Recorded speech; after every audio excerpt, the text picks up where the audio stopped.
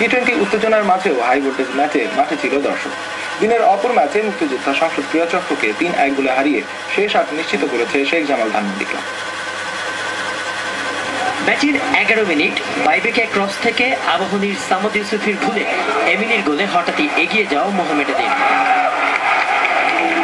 শুরুতেই উত্তেজনা ঢাকার মাঠের দুই চিরপ্রতিদ্বন্দ্বী আবাহনী ও মোহামেডানের হাই ভোল্টেজ লড়াইয়ে।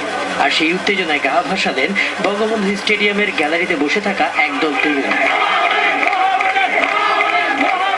একসময় আবাহনী মোহামেডান দ্বৈরথের সেই টানটান উত্তেজনার স্বাদ নিতেই যেন মাঠে ছুটে আসা বেসরকারি বিশ্ববিদ্যালয় পড়ুয়া এই ফুটবল প্রেমীদের।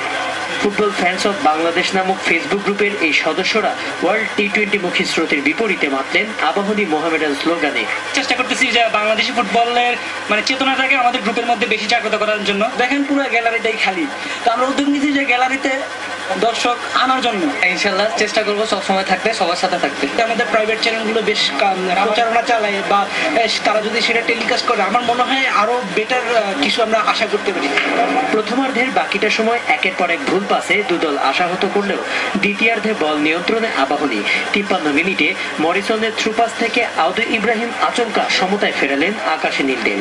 এরপর পুরোটা সময় ম্যাচে এগিয়ে যাওয়ার সুযোগ এসেছে, কিন্তু তা কাজে লাগাতে পারেনি আবাহনীর ফরওয়ার্ডরা। অপরদিকে আবাহনীর বিপক্ষে টানা 3 ম্যাচ জয়শূন্য থেকেও মোহামেডান গ্রুপ সেরা হিসেবে পা রাখল শেষ 8-এ, যেখানে তাদের প্রতিপক্ষ মুক্তিযোদ্ধা।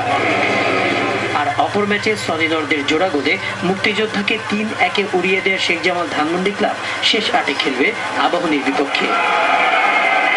কদম মাহমুদ, চ্যানেল 24, ঢাকা।